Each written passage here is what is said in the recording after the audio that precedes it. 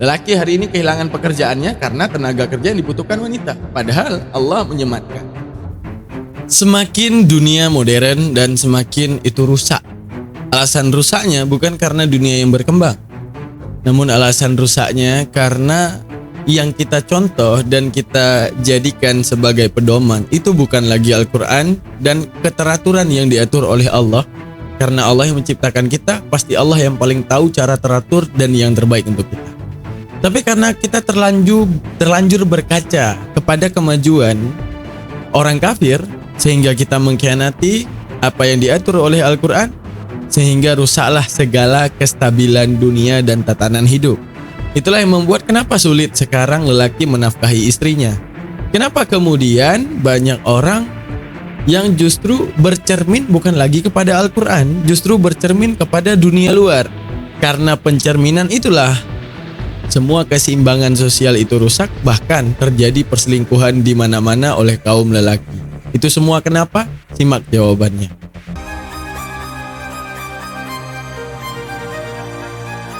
Daripada tinjauannya para ulama, fa inna ahsanal hadis kitabullah. Nah, itu pengajian kita dahulu. Pengajian kita dahulu sebelum pas bulan Ramadan ya. Fa inna ahsanal hadis kitabullah. Sebaik-baik daripada realita itu adalah realitanya Al-Quran. Berarti membawa paham kepada kita di luar realita Al-Quran adalah realita yang tak seimbang. Nah, maksudnya bagaimana? Coba kita meninjau hukum daripada Al-Quran itu turun daripada kalamullah. Pemberitaan Allah secara langsung terhadap kita agar kita bersikap, mendapati kebahagiaan, mudah menjalani dunia, hingga kemudian kita kembali dalam keadaan siap kepada Allah. Akan tetapi karena liarnya manusia, kemudian manusia menciptakan realita-realita di luar ingin tahunya manusia terhadap Al-Quran, hingga kemudian manusia hidup dalam ketidakseimbangan. Contoh ya, Allah mendidik pria dan wanita. Dididik bahwa wanita itu adalah pemilik rumah, sedangkan pria itu adalah orang yang bertempur di luar rumah. Nah, realita Al-Quran itu dan realita daripada Rasulullah itu ingin mewujudkan kestabilan dunia. Seperti dikatakan gini, Rasulullah menurunkan hukum bahwa setiap wanita yang keluar dari rumahnya itu harus didampingi oleh mahramnya. Kalau dia belum punya suami, didampingi oleh orang tuanya ataupun abangnya dalam ranah perwalian. Atau kalau dia sudah punya suami, dia didampingi oleh suaminya. Artinya Al-Quran tidak melarang perempuan bekerja. Al-Quran hanya melarang wanita keluar tanpa ada mahramnya. Kenapa, Pak Ustaz? Karena terjadinya fitnah. Karena liarnya mata lelaki, Allah ingin memelihara perempuan hanya boleh dinikmati oleh mata suaminya saja dan menjaga kehormatan wanita daripada mata liar lelaki. Yang antum harus tahu, dan kami lelaki harus jujur, bahwa sesoleh apapun, kecuali orang yang menundukkan pandangan ya, itu para lelaki, itu kalau lagi duduk sama temennya, apalagi antum berpakaian minim, itu bagi antum pakai baju, namun di mata lelaki Anda tidak pakai baju. Saking liarnya mata lelaki. Makanya setiap wanita yang keluar daripada rumahnya, Allah memerintahkan untuk didampingi oleh mahramnya agar tidak timbulnya fitnah. Sekarang kita lihat kestabilan dunia. Apa yang terjadi? Kenapa para lelaki di rumah mengatakan, maaf ya mah, aku belum dapat kerja? Kenapa para lelaki di rumah mengatakan lapangan kerja sempit? Bukan. Karena Allah menciptakan wanita lengkap dengan ide dan detailing terbaik. Itu wanita. Mana buktinya? Kita kan pernah punya ibu ya. Kita pernah punya istri ya. Yang kita lelaki kami ini tidak detail. Tapi kami ini jago dalam hal kekuatan.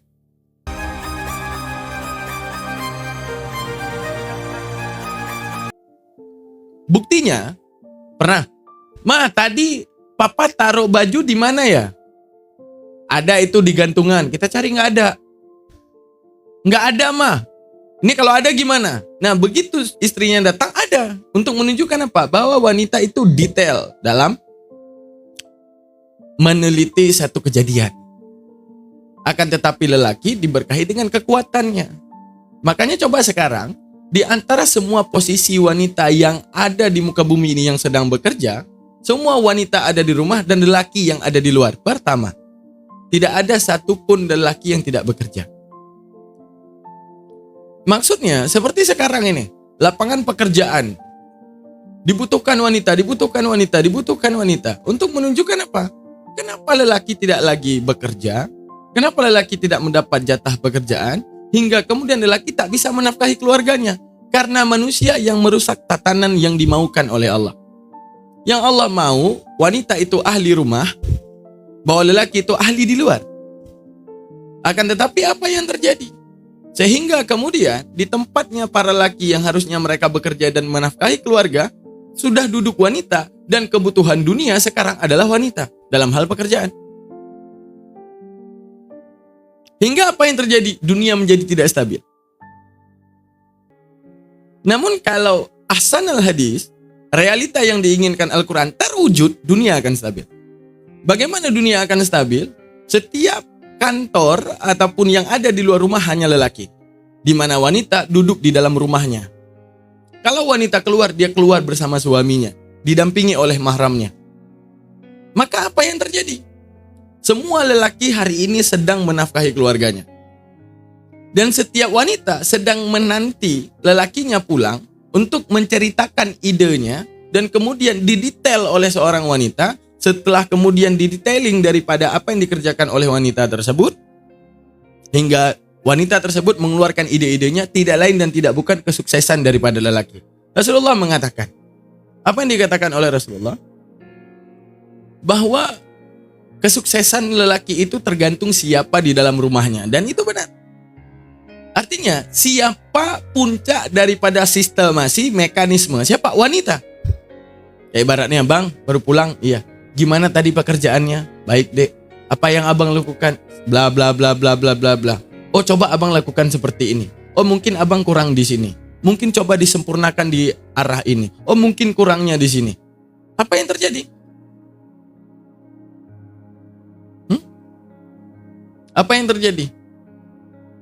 Hingga kemudian setiap lelaki itu kadang gini, kenapa adanya pernikahan? Kadang ada ide yang terlewat daripada otak kita. Namun ide tersebut ada pada istri kita. Jadi ibaratnya satu rumah dipus berdua dengan dua kepala, dengan dua pemikiran. Nah, tapi kalau kita berlaku di luar stabilitas daripada Al-Quran, apa yang terjadi? Dunia tidak stabil.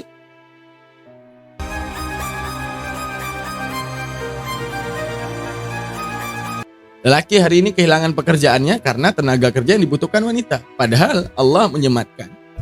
Sistemasi, berlakulah realita sesuai realita yang aku lakukan. Oh, kalau seandainya kalian tidak mau. Lanjutkan. Apa yang terjadi? Berkacanya kita bukan lagi berkaca kepada Al-Quran, tapi berkaca kepada kaum kafir. Apa yang kita berkaca daripada kaum kafir? Itu di luar negeri itu mereka itu perempuan-perempuan udah bekerja, udah ada di kantor-kantor. Ya udah silakan. Tapi jangan salahkan Allah ketika dunia ini berlaku tidak adil. Apa dunia berlaku tidak adil? Pak Ustadz, suami saya selingkuh. Siapa suruh ada wanita lain di luar? Coba sekarang kita bayangkan setiap wanita ada di rumahnya dan setiap wanita yang keluar didampingi oleh walinya. Mungkin akan minim daripada perselingkuhan. Kenapa? Orang yang ada di luar cuma lelaki. Setiap lelaki setia kepada pasangannya. Kenapa setia pada pasangannya? Tidak ada pandangan lelaki yang merebut keindahan wanita yang ada dalam rumahnya. Tapi sekarang berbaur, ikhtilat cewek dan cowok tanpa adanya mahram. Maka salahkah daripada syahwat seorang laki terhadap wanita lain yang mungkin dia sedang bosan dengan wanitanya di rumah? Seperti itu. Al-Quran tidak melarang wanita bekerja. Al-Quran hanya melarang wanita keluar tanpa mahram. Oh, kalau wanitanya bekerja, oke, dampingi secara mahram.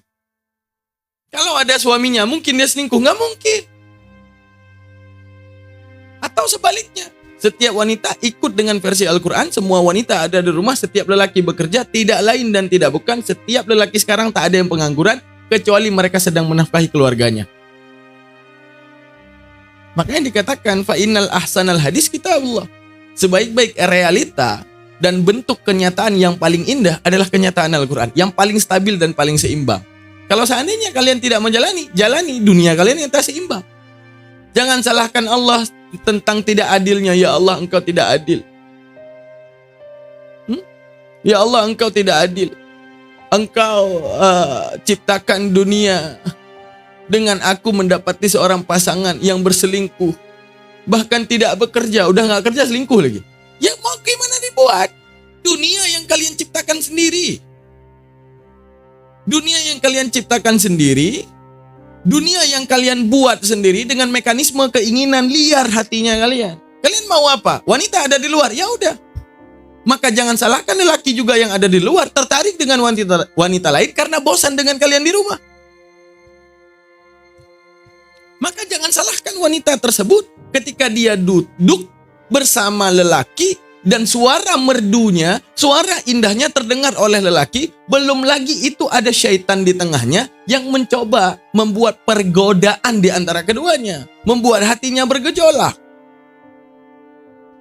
Lalu kalian suami mengatakan, Pak Ustadz, istri saya selingkuh, kenapa kau tak dampingi? Bagaimana kalau biaya hidup yang diberi suami tidak mencukupi? Gini. Ini pernyataan yang keluar, Mbak Ruli. Bagaimana kalau biaya hidup yang diberi suami tidak mencukupi? Nah, ini keluar pernyataan seperti ini karena dunia telah seperti ini, paham? Sekarang kita balik, Bu Ruli. Kalau seandainya setiap wanita itu ada di rumah dan lapangan pekerjaan yang dibutuhkan pria, ada yang tidak cukup. Mau dimanapun aspek kantor dan gaji dibutuhkan pria. Ya, lelaki nanti kalau udah banyak uang selingkuh. Mau selingkuh sama siapa? Setiap wanita ada di rumah. Mau selingkuh sama siapa? Yang ada di dalam rumah hanyalah wanita. Yang ada di luar hanyalah lelaki. Tidak lain dan tidak bukan, lelaki hanya pulang menceritakan, adek, abang pulang kerja. Tadi abang presentasi gini-gini sama bos. Bosnya gini-gini. Ini detailnya, dek, ini pekerjaan abang. Oh gitu ya bang. Coba abang presentasi gimana? Oh iya, tadi abang presentasi gini. Oh nggak bisa gitu bang. Narasi abang itu terlalu menekan bosnya. Seakan-akan abang terlalu menuntut investasi, nggak bisa. Gini bang, coba ya. Nanti adik buat skripnya, abang presentasi besok seperti ini. Coba seperti ini. Ya, coba narasinya di ini. Setiap wanita menunggu lelakinya pulang untuk membicarakan hasil pengajian gitu. Hasil pekerjaannya sama seperti Khadijah. Khadijah bekerja dulu menjadi pedagang. Setelah kemudian Khadijah menikah dengan Rasulullah, Khadijah tidak bekerja, menanti Rasulullah pulang berdagang. Setelah itu apa? Bermusyawarah di balik dagangan. Apa? Bagaimana cara Anda berdagang dan seperti ini dan seperti itu? Khadijah memberikan idenya. Oh kalau memang benar idenya silahkan lakukan. Oh kalau memang tidak benar, apa ide terbaik dari kamu? Setiap wanita itu menjadi karyawan suaminya. Apa karyawan suaminya? Nggak ada lagi, bang kapan pulang? Nggak ada. Begitu pulang langsung ditanyain, tadi kerjanya gimana? Bosnya siapa? Meeting dengan siapa aja? Udah sampai di mana pekerjaannya? Bang ajarin dong adik tentang pekerjaan abang, biar adik tahu nanti detailingnya. Bang setiap laporan abang kasih ke adik ya. Coba adik lihat nanti gimana. Aman. Perselingkuhan. Mau selingkuh dengan siapa? Wanita yang ada setiap wanita itu tak ada di luar, semua ada di dalam rumah.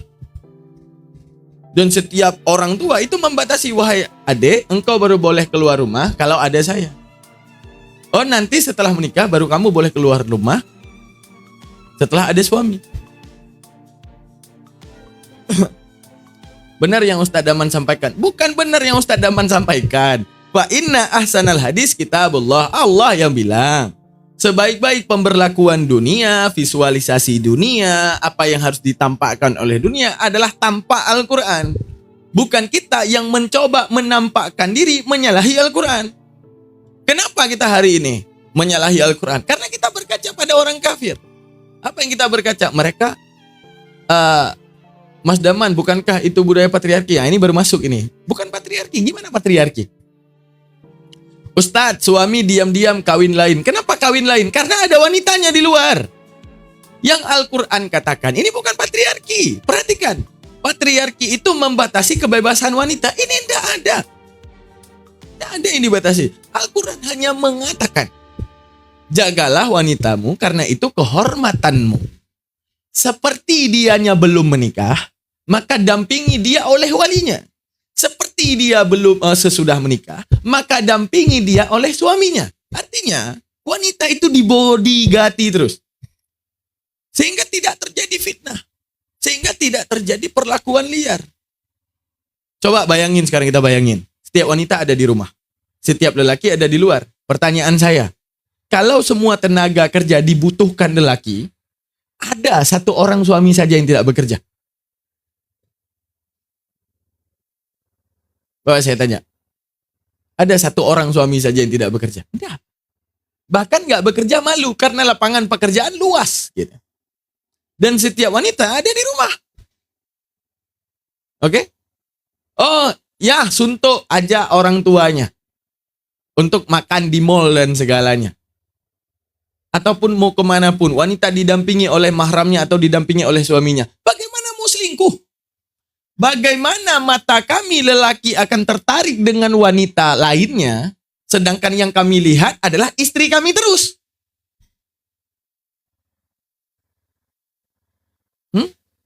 Sedangkan yang kami lihat adalah istri kami terus. Sedangkan saat kami bekerja, yang kami lihat cowok semua.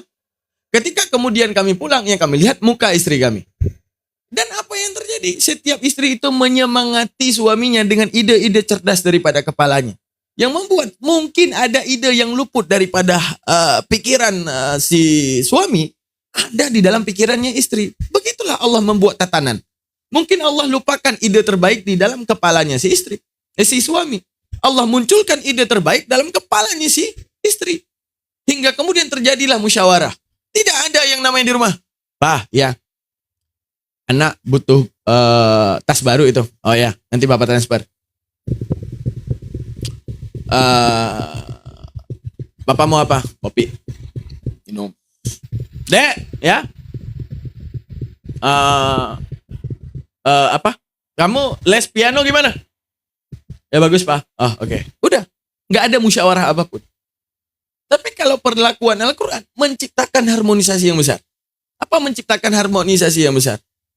Setiap ayah mendampingi anak perempuannya kalau dia keluar. Melainkan apa yang terjadi? Adalah kedekatan batin di antara anak dan ayah. Setelah kemudian pulang ke rumah, oh dia menikah. Ketika dia menikah, tidak lain dan tidak bukan, dia adalah menjadi orang yang terbaik untuk suaminya nanti. Layaknya dia menjadi anak yang terbaik untuk ayahnya. Makanya dikatakan fa inna ahsanal hadis kitabullah. Nah, gitu teman-teman. Jadi apa yang terjadi sekarang bagaimana? Mungkin itu susah di waktu dulu, tapi sekarang zaman berubah Ustadz. Suami kalau banyak uang seperti raja Ustadz. Makanya simak dari awal Ibu. MGK itu bisa di waktu dulu tapi SKRG zaman berubah. Ustadz suami kalau BK uang seperti raja Ustadz. Suami kalau banyak uang seperti raja. Sekarang bagaimana dia akan menggunakan uangnya? Untuk apa dia gunain? Buat selingkuh. Bagaimana dia akan selingkuh? Teman kantornya cowok semua. Paling kurang perselingkuhan itu akan jadi minim. Paham maksud saya di sini? Perselingkuhan itu akan jadi minim. Bagaimana kemudian akan berselingkuh sedangkan tenaga kerja yang dibutuhkan di luar adalah lelaki, dan lelaki. Tidak ada itu teman kantor duduk sekantin pria dan wanita gitu. Tidak ada gitu.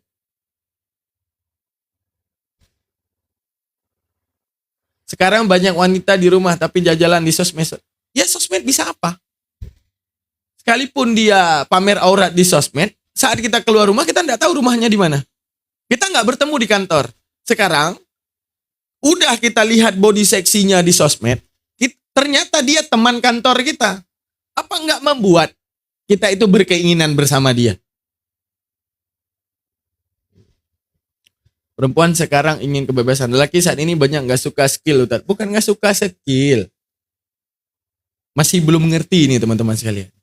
Kalau kita ikut, ini semua yang antum katakan, lelaki sekarang nggak suka skill, nggak suka ini, nggak suka itu. Bukan. Antum hanya protes di balik dunia yang nggak berjalan seimbang. Benar nggak? Sehingga mengatakan suami kadang penghasilannya dikit, suami kadang gini, suami. Iya. Ya karena tatanan dunia yang sudah rusak. Yang tidak berjalan di atas sesuai keinginannya Al-Quran. Kalau berjalan di atas keinginannya Al-Quran, maka apa yang terjadi? Ada kata-kata tidak stabil? Tidak. Apa kata Rasulullah? Kesuksesan lelaki, terbaiknya seorang lelaki, itu tergantung siapa wanitanya di rumah. Maksud siapa wanitanya di rumah?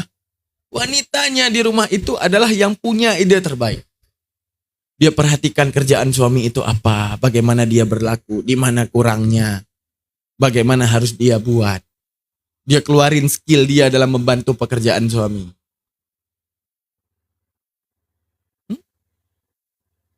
Paham Mas, tapi untuk apa? Mewujudkan tatanan tersebut sepertinya sangat sulit di era sekarang. Iya, karena sekarang udah masuk di era digital.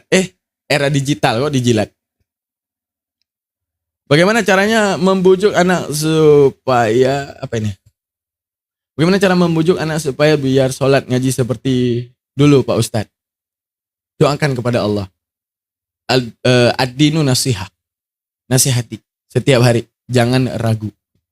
Nah, itu doang. Panjang loh kita mau bahas itu. Oke, kita masuk ke pembahasannya saja.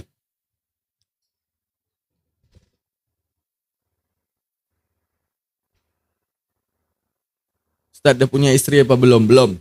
Ada yang mau jadi istri kah?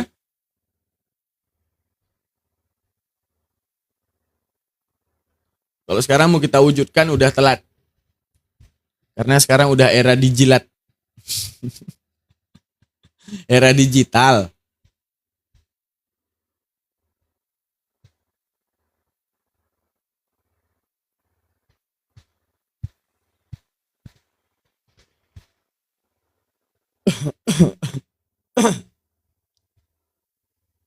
Era digital ya. Era digital. Karena kemarin lewat di FYP saya. Ada orang lagi ikut cerdas cermat. Ya di era digital lah. Era digital. Era digital. Digital. Mirip ya. Ya benar. Digital mirip. Oke, teman-teman sekalian. Udah, itu pengajian kita kemarin. Selanjutnya wa khairul huda Muhammadin sallallahu alaihi wasallam. Sebaik-baik petunjuk, tidak ada petunjuk yang paling baik selain petunjuk daripada Rasulullah sallallahu alaihi wasallam terhadap tatanan kehidupan ini. Itu teman-teman sekalian. Oke? Itu udah pernah kita bahas. Teman-teman sekalian, izin sudut kanan bawah ada tanda panah, diposting ulang dulu. Ya. Sudut kanan bawah ada posting ulang. Jadi di era era digital. Harus rajin share-share kebaikan, teman-teman. Sudut kanan bawah.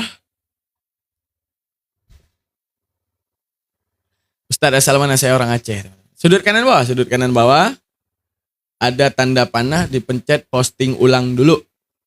Setelah kemudian kita posting ulang, kita masuk ke pengajian kita hari ini ya. Yaitu Majalisus Saniyah terhadap menyikapi bid'ah. Teman-teman sekalian.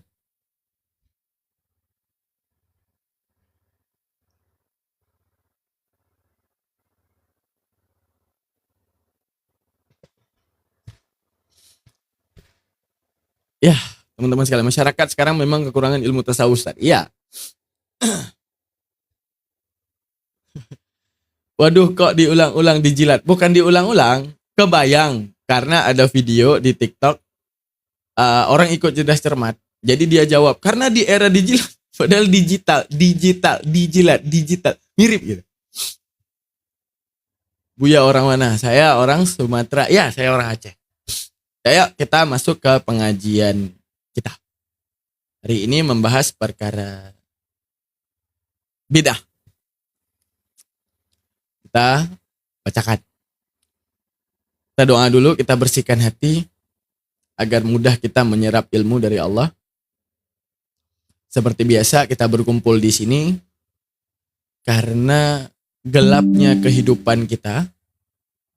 Dan kalau gelap jalan kita menuju Allah, apa yang terjadi?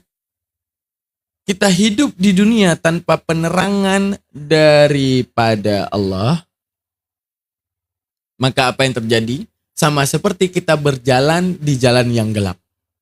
Di jalan yang gelap gulita, kita bisa nggak membedakan mana yang namanya duri, mana yang namanya permata? Tidak. Takutnya dalam kita menuju Allah, karena ingat dulu ya, ingat dulu ya, bahwa hidup kita itu inna lillahi wa inna ilaihi rajiun. Kita datang dari Allah, tidak lain perjalanan hidup kita hanya untuk kembali kepada Allah. Kebahagiaan kapan kita capai? Saat Allah berikan kebahagiaan tanpa derita. Saat Allah berikan kesempurnaan tanpa kekurangan. Apa? Surga. Surga itu adalah sifatnya mun'aim, segala kenikmatan, segala kesempurnaan tanpa kekurangan. Segala kenikmatan tanpa penderitaan. Sedangkan di sini adalah zona ujian. Makanya dikatakan inna lillahi wa inna ilaihi rajiun. Kembali kepada Allah, wujudkan bahagia kalian. Maka bersabarlah menanti alam bahagia yang tanpa ada derita. Aman ya? Selanjutnya, ma khalaqtul jinna wal insana illa liya'budun. Allah hanya mau kita itu sadar diri tentang potensi kita hanya sebagai hamba yang membutuhkan Tuhan sebagai maha kuat dan penentu segala kekuatan di atas kekuatan kita yang lemah. Makanya kita bersihkan hati. Ya Allah, kami berkumpul di sini. Saya berkumpul dalam mahkamah ini ya Allah. Karena saya tidak menentu di antara kehidupan saya. Kadang saya menduga seperti ini, kadang juga saya menduga seperti itu. Padahal setiap dugaan yang saya duga itu pun tak mampu membahagiakan saya. Ya Allah, saya itu mencari bahagia. Sedangkan bahagia itu adalah tenang. Tapi saya dalam hidup di dunia ini ya Allah, menerka kebahagiaan, menyangka kebahagiaan. Seakan kebahagiaan ada di sini, seakan kebahagiaan ada di sana. Mungkin seperti ini, mungkin seperti itu. Sehingga begitu banyak angan-angan. Aku menduga dengan banyaknya harta aku bahagia, namun tidak ya Allah. Aku menduga dengan tercapainya cita-cita anakku dan dia berhasil mengejar jadi TNI, aku bahagia dengan itu. Ternyata tidak ya Allah. Bahagia itu apa? Maka tak lain bahagia itu terwujud dalam satu doa. Rabbana atina fid dunya hasanah, fil akhirati hasanah, wa qina adzabannar. Apa itu? Ya Allah, kebahagiaan dunia, kebahagiaan akhirat berikan kepadaku. Selesai. Apa itu bahagia? Tenang. Kalau kita udah tenang, si miskin yang tenang, adakah dia tidak bahagia?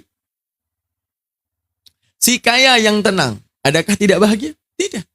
Karena hakikat mau si kaya yang si miskin, hadiah terbesar dari Allah adalah bahagia. Apa hadiah terbesar dari Allah adalah bahagia? Tenang. Kalau dia tenang, maka baik si miskin itu bisa lebih bahagia daripada si kaya yang tidak tenang. Setuju atau tidak? Si miskin yang punya ketenangan lebih bahagia daripada si kaya yang tak tenang. Setuju atau tidak? Itu. Nah, karena puncak daripada segala kebahagiaan adalah ketenangan. Makanya ajaran Islam itu disebut dengan Islam. Salamun. Salamun itu punya dua makna. Salamun itu artinya berserah diri. Arti salamun itu yang kedua adalah sejahtera. Artinya perwujudan dua kalimat tersebut. Salamun, serahkan semua urusanmu kepada Allah. Jangan ada urusan duniawi yang memalingkan dirimu daripada Allah. Salamun pertama, serahkan dirimu kepada Allah. Maka Allah terima salamunmu. Ketika Allah terima salamunmu, Allah kasih salamunnya. Apa? Sejahtera. Apa sejahtera? Tenang. Makanya Islam itu diambil dari kata salamun. Salamun pertama artinya adalah berserah diri. Salamun kedua artinya adalah sejahtera. Salamun pertama kita serahkan kepada Allah, kita serahkan diri kita. Ya Allah, tak ada apapun yang mampu mencabut cintaku kepadamu. Urusan anakku engkau yang menentukan. Urusan apa yang akan kukerjakan di muka bumi ini engkau yang mengurus ya. Ya Allah, tidak ada rencanaku yang paling hebat daripada kuasamu. Tidak akan ada rencanaku yang akan terjadi kecuali di atas ridhamu. Begitu banyak aku berencana, aku mendetail, aku mendeskripsikan rencanaku, aku wujudkan, gagal. Padahal aku tadi yakin bahwa ini rencana yang akan sukses. Namun ya Allah, gagal. Untuk menunjukkan tidak ada yang paling hebat. Dan tidak ada angan-anganku yang mampu membahagiakanku. Kecuali engkau mewujudkan. Maka kita tidak berani lagi itu dalam keadaan kita makanya itu kita ndak berani lagi untuk berangan-angan, melakukan tindakan di luar kuasa Allah, itu kita ndak berani. Kenapa? Ketika kita sudah salamun, berserah diri kepada Allah. Ya Allah, engkau penentu segala ketentuan. Tidak ada ketentuan segala derita, kecuali engkau ridho aku derita. Maka tidak ada segala ketentuan terhadap kebahagiaan, kecuali engkau membahagiakanku. Paham maksudnya di sini? Apakah upaya kita yang menentukan kebahagiaan kita? Tidak. Begitu banyak kita berupaya, gagal. Akan tetapi, sekarang kita lancang, tinggalkan ibadah kepada Allah demi menyelesaikan rencana kita yang kita anggap sukses. Kadang Allah wujudkan. Kadang bisa jadi Allah tidak wujudkan. Kalau Allah tidak wujudkan, Allah mau pukul kita dengan pernyataan kuasa yang terjadi terhadap apa yang kau pikirkan itu aku, bukan upayamu, bukan pikiranmu. Sehingga engkau berani tinggalkan beribadah kepadaku hanya mengejar upayamu. Gagal kan sekarang? Stres kan kau sekarang? Gelisah kan kau sekarang? Khawatir kau kan sekarang? Putus asa kan kau sekarang? Apa yang terjadi? Hilanglah ketenangan di dalam jiwa. Karena apa?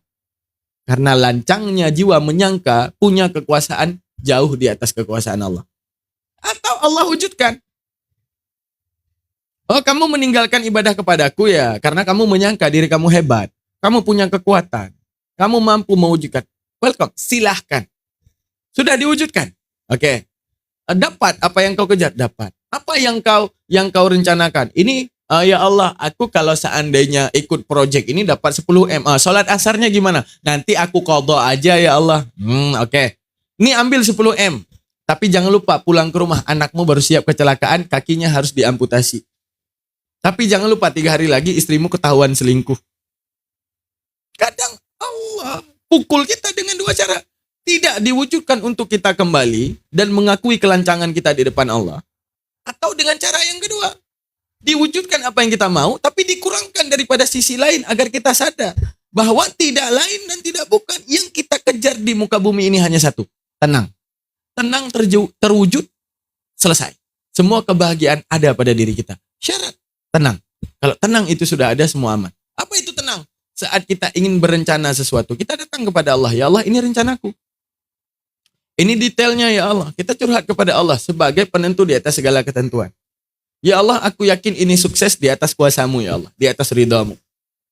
Maka tidak lain perjalanan apa yang kita lakukan, Allah akan sisipkan ide-ide terbaik terhadap apa yang kita kerjakan. Dan itu akan pasti sukses. Kenapa pasti sukses? Allah sadar ini hamba yang lemah datang kepada kita. Datang kepada Allah. Mengakui kelemahannya. Dia punya rencana. Dan dia tahu tak ada kuasa yang akan terjadi terhadap apa yang dia upayakan. Kecuali aku menginginkan itu terjadi. Dia datang dengan kelemahan. Membicarakan rencananya. Membicarakan planningnya. Membicarakan wacana dan segala detailingnya. Kepadaku. Hingga kemudian dalam tidurnya, dalam perjalanan, ide-ide menarik muncul daripada kepala kita. Kenapa? Karena Allah mau itu sukses gitu. Dan ketika sukses, pastinya afiah, pastinya barakah. Apa barakah? Kita dapat apa yang kita mau, dan keluarga kita tidak ada yang Allah cabut berkahnya, dan tidak ada yang Allah ambil keberkahan di dalam jiwanya. Kenapa? Ya karena tadi sadar akan kelemahan. Assalamualaikum warahmatullahi wabarakatuh. Nah, seperti itu. Maka pentingnya kita itu untuk salamun yang pertama. Apa salamun yang pertama? Jadi Islam itu 2 makna kan? Salamun. Arti salamun, berserah diri. Salamun. Arti salamun, sejahtera. Itu dinamakan dengan lafal ishtirak. Apa itu lafal ishtirak? Lafal satu lafal banyak makna. Sama seperti bahasa Indonesia namanya kata-kata polisemi. Bisa pada ular artinya racun. Bisa pada manusia disebut dengan kemampuan. Nangkap di sini maksudnya itu polisemi. Kepala, kalau ada kata-kata negara, kepala negara artinya pemimpin. Kepala kalau ada kata-kata pusing artinya organ tubuh. Artinya, punya dua konsekuensi kata. Salamun, berserah diri kepada Allah. Kita datang menyerahkan segala urusan kepada Allah, berserah diri, ya Allah, layaknya engkau ambil kesaksian. Saat aku masih basyar, engkau menanyakan kepadaku, ya Allah, alastu birabbikum, adakah aku ini Tuhanmu? Saat itu mulutku dengan mudah mengatakan, bala ya Allah, engkau adalah Tuhanku. Berarti wujud daripada diriku, bahwa aku ini mengakui bahwa engkau adalah penentu di atas ketentuan apapun itu. Engkau yang menjamin keluargaku, engkau yang menjamin anakku, engkau yang akan menjamin suamiku, engkau yang akan menjamin istriku, engkau yang akan menjamin perjalanan hidupku. Dan tidak lain rezeki juga engkau jamin untukku. Dan tidak lain kalau rezeki yang putus berarti adanya kematian kepadaku. Engkau yang memberikan nafasku. Maka di balik persaksian aku terhadap bahwa engkau adalah Tuhanku, maka layaknya aku hidup di dunia, harusnya aku tidak takut apapun. Kenapa? Karena engkau dan karena aku mengakui sendiri di alam basyar bahwa engkau Tuhanku, penentu di atas segala ketentuanku. Sehingga aku hidup di dunia ini hanya mencari keridhaanmu, hanya mencari kecintaanmu. Ya udah. Makanya wa may yattaqillah yaj'al lahu makhraja. Siapapun yang bertakwa kepada Allah, yaj'al lahu makhraja. Dijadikan kepadanya jalan keluar. Wa yarzuqhu min haitsu la yahtasib. Dan rezeki yang ada padanya adalah rezeki bukan daripada yang dia duga-duga. Paham? Paham di sini ya? Bahwa rezeki yang terjadi kepadanya adalah rezeki yang tidak dia duga-duga. Arti rezeki yang tidak dia duga-duga, ya seperti tadi. Dapat sedikit tapi pengeluaran nggak ada. Ada. Pernah sehari antum misalnya. Antum target dagang 100.000. Ternyata lakunya cuma 20.000. Namun karena rasa syukur antum kepada Allah, antum balik. Papa, ya nak, kenapa?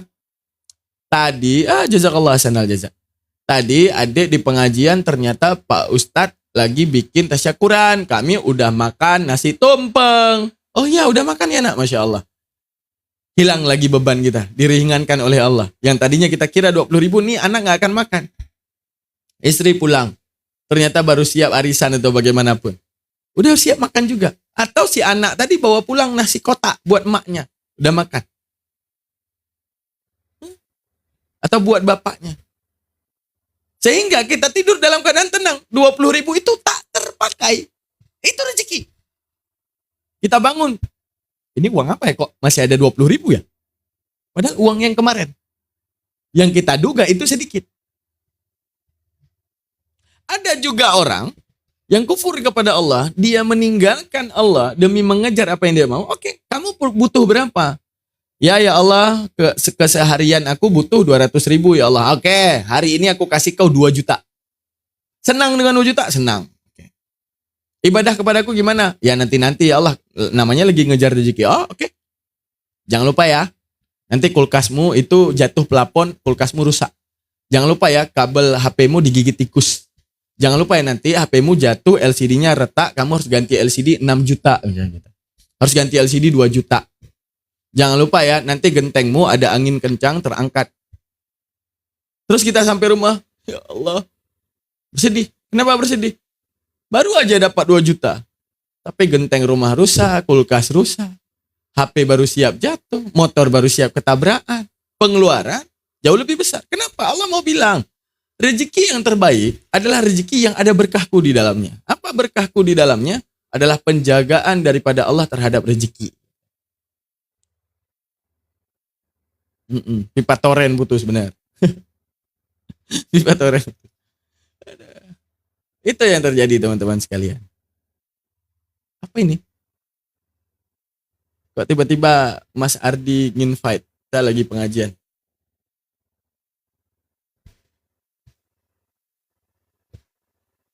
Seperti itu teman-teman sekalian. Ya. Nah itu pengajian kita hari ini. Kita lanjutkan pengajian kita ya. Masalah bab bid'ah. Nah. Wa syarrul umuri muhdatsatuha. Ini udah masuk. Ya, sebelum kita masuk kita doa dulu. Dari tadi kita belum doa, prolog aja 44 menit untuk mengingatkan antum-antum tentang pengajian kita yang udah lewat. Oke? Kita bersihkan diri kepada Allah. Ya Allah, ilahi anta maksudi. Ya Allah, cuma engkaulah maksudku ya Allah. Ilahi anta maksudi. Ya Allah, hanya engkaulah maksudku ya Allah.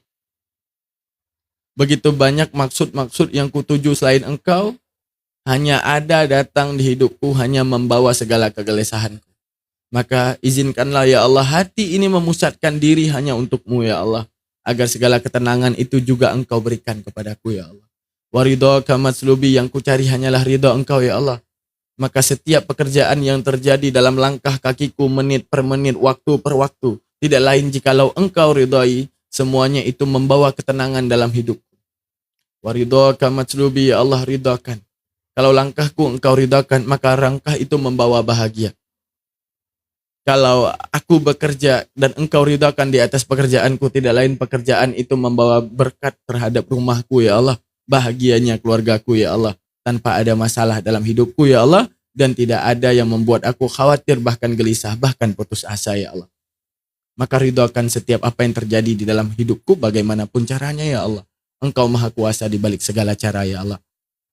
A'tini ya Allah, a'tini ya Allah, berikanlah kepadaku ya Allah, a'tini ya Allah, berikanlah kepadaku ya Allah, a'tini, berikanlah kepadaku ya Allah, mahabbataka, kecintaan engkau ya Allah. Karena ketika engkau cinta kepadaku, pastinya aku adalah hamba yang engkau selalu jaga senyumanku, kebahagiaanku. Kau akan bahagiaku dengan bagaimanapun caranya.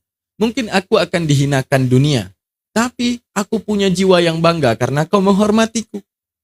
Mungkin dunia menganggapku miskin, tapi aku merasa kaya karena setiap rezeki yang kau berikan di luar apa yang diyakini dunia. Dunia meyakini rezeki itu dari uang. Aku meyakini rezeki itu daripada ketenangan yang kau berikan. Mungkin dunia menganggapku lapar, padahal engkau selalu mengenyangkanku. Kau membuat aku tidur dalam keadaan nyenyak, dan sebelum tidur aku selalu bermuhasabah.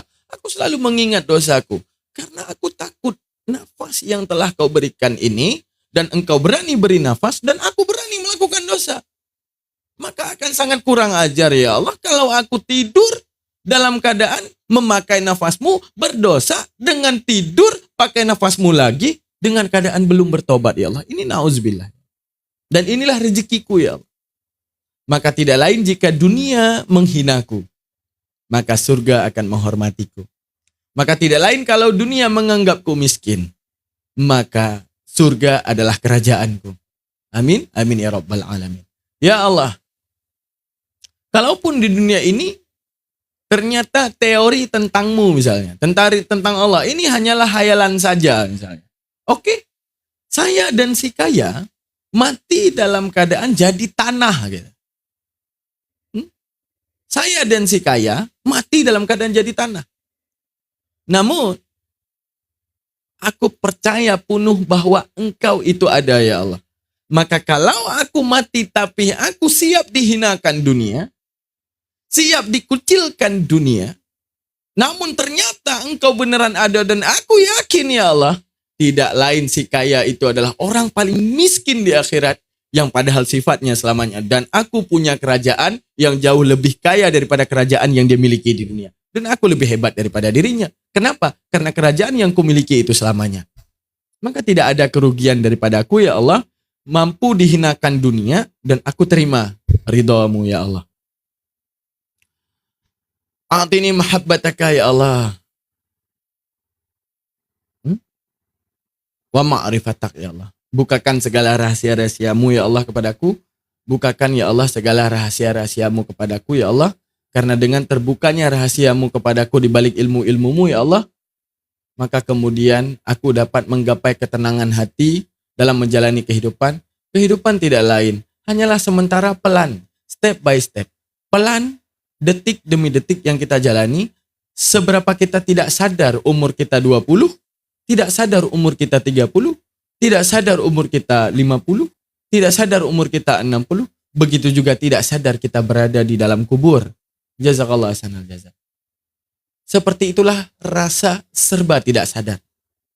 Tidak akan sadar bahwa mati juga telah merenggut nyawa kita. Maka sadarlah wahai jiwa, kalau kau mati dalam keadaan tidak siap, engkau tak bisa hidup lagi. Maka matilah dalam keadaan siap. Bahkan engkau tak berharap hidup lagi. Nah, engkau di sini. Kita tak berharap hidup lagi kalau mati dalam keadaan siap. Karena apa? Kita memikirkan langkah selanjutnya. Apa?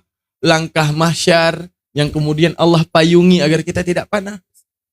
Langkah hisab yang Allah mudahkan dengan persaksian segala ilmu kita dan orang-orang yang kita cintai.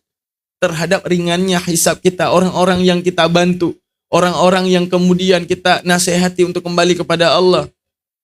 Hisab kita diringankan oleh saudara-saudara kita. Hingga kemudian, next, perjalanan kehidupan. Apa perjalanan kehidupan? Ada mizan. Tidak lain mizan kita yang diberati di arah kebaikan oleh Allah. Siratal mustaqim yang kita terbang di atasnya. Maka tergapailah pintu surga. Setelah tergapai pintu surga, kitalah raja di atas segala raja. Apa itu? Kita memiliki kerajaan yang lebih jauh, lebih indah daripada dunia ini. Dan hebatnya itu tidak ada matinya. Sedangkan kerajaan yang dimiliki oleh manusia yang menganggap dirinya kaya, bentar lagi juga akan jadi ulat dan membusuk dimakan belatung. Sedangkan kalau kita mengejar akhirat, kalau kita dapati kerajaannya, itu tidak ada yang namanya pembusukan jadi belatung. Insya Allah, teman-teman. Nah, kita pusatkan diri, selesai, kita angkat tangan, berdoa, baru kita bahas. Angkat tangan, berdoa, baru kita bahaskan masalah bid'ahnya. A'udzubillahi minasyaitonirrajim. Bismillahirrahmanirrahim. Allahumma shalli ala sayyidina Muhammad wa ala ali sayyidina Muhammad wa barik wa sallim. Allahumma arzuqna ya rabbi fahman nabiyina wa hifdzal mursalina wa ilhamil malaikatil muqarrabina bil afiyati ya rahmanir rahimin. Rabbi zidni ilman warzuqni fahman wa amalan sholiha. Rabbi syrah li sadri wa yassir li amri wahlul 'uqdatam min lisani yafqahu qawli. La haula wala quwata illa billahil aliyyil azim. Allahumma lakal hamdu wa minkal farju wa ilaikal mustaqa wa bika musta'an la haula wala quwata illa billahil aliyyil azim. Jazakallahu ahsanal jazaa. Amin.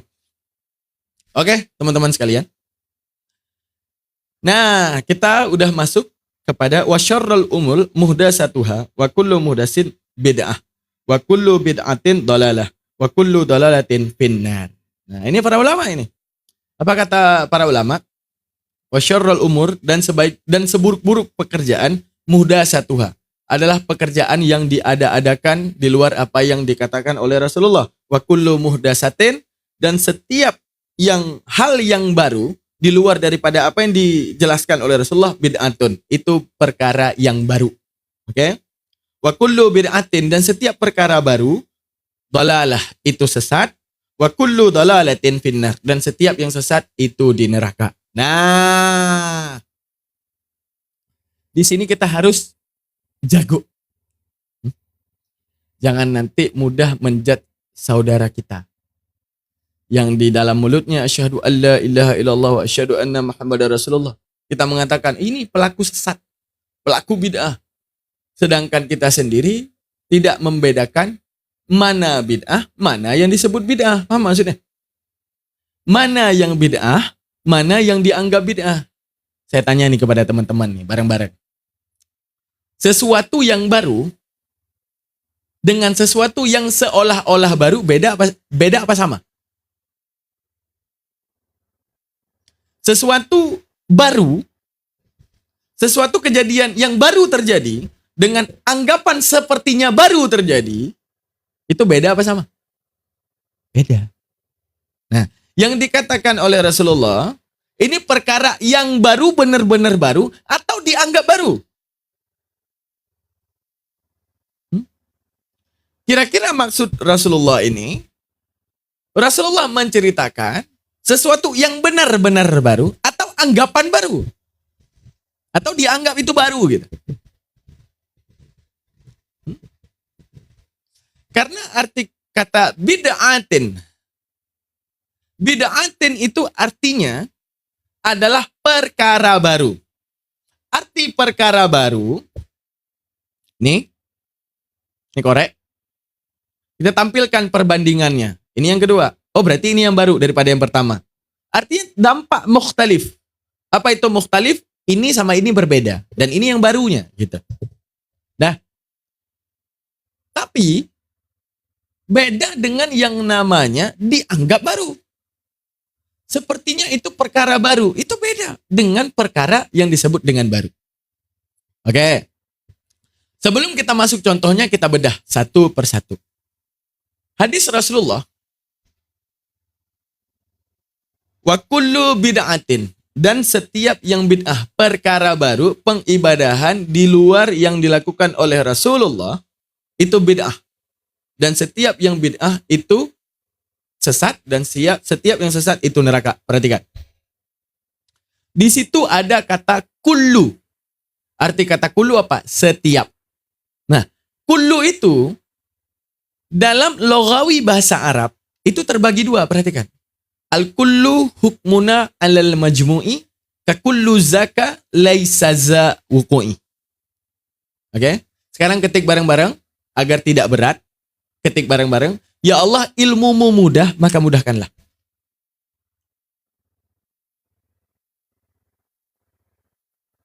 Coba ketik bareng-bareng. Ya Allah, ilmumu mudah, maka mudahkanlah. Insya Allah dengan kita afirmasi jiwa terhadap kemudahan cahaya Allah, kita akan mudah menangkap, kita akan mudah mendapati maksudnya. Insya Allah. Nah, kullu, perhatikan.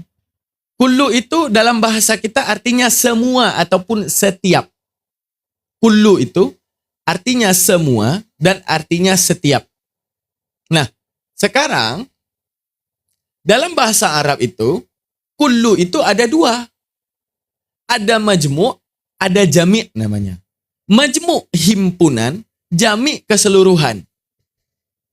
Artinya, ada perkara yang umum keseluruhan, ada perkara umum yang pengelompokan. Kalau saya ngomong kepada teman-teman sekalian, setiap orang Medan yang saya temui di mall, itu orangnya baik dan lucu. Saya tanya nih, yang dia temui seluruh orang Medan atau hanya sebagian? Coba. Ini kata-kata kita bahasa Indonesia dulu nih. Kata-kata kita bahasa Indonesia. Semua orang Medan yang aku temui di Mall Kelapa Gading, semua mereka itu baik dan lucu. Apakah seluruh orang Medan? Sebagian. Berarti Medan masih boleh ada begalnya ya? Masih boleh ada pencurinya ya? Masih boleh ada orang buruknya? Masih ya? Oke. Kita sebutkan dengan kata apa? Semua. Benar nggak?